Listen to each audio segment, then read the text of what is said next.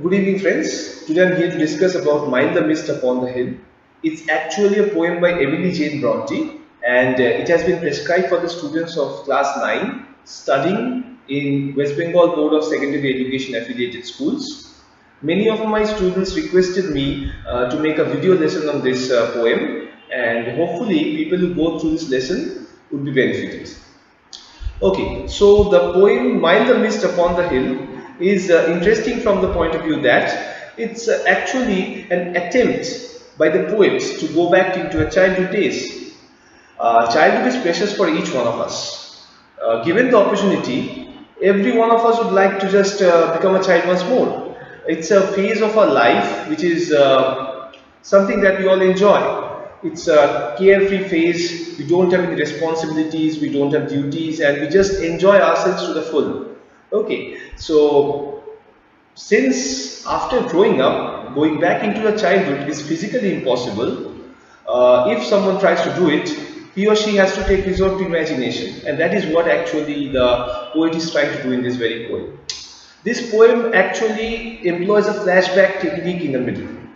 The poem begins with the poet looking at the mist which covers the hill at a distance, and it actually signals that there will be not those storms the next day, which may also indicate the fact that the future of the poet may be full of happiness, because tomorrow actually may also be used to refer to future.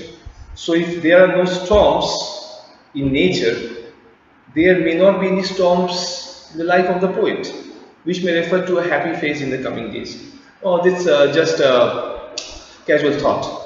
Okay, so the important part is that the day has wept its fill. This is the expression in the poem.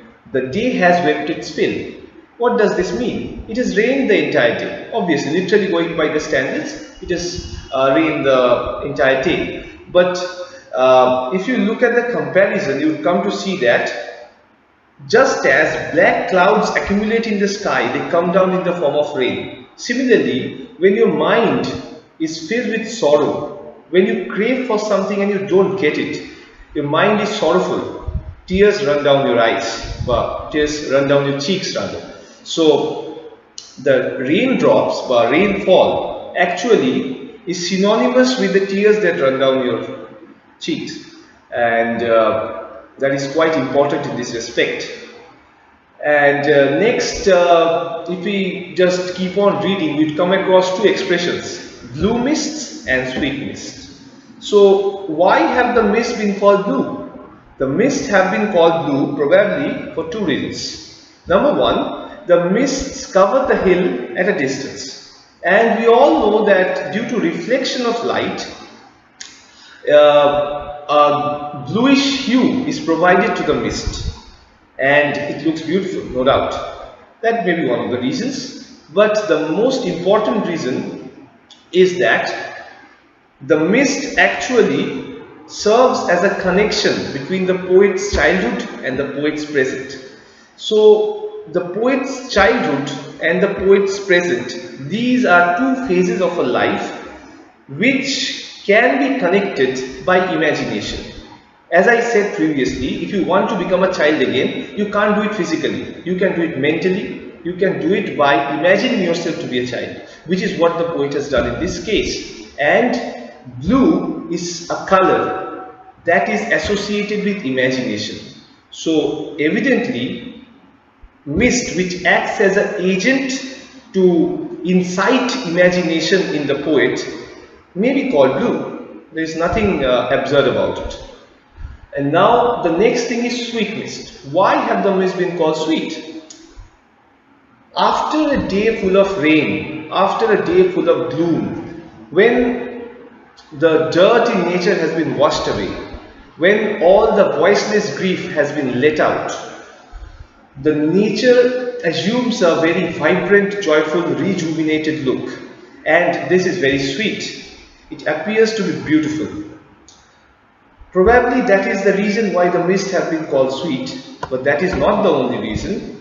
Going back to the previous point where the mist have been called blue, as I referred that the mist acts as a connecting link between the poet's childhood and the poet's present.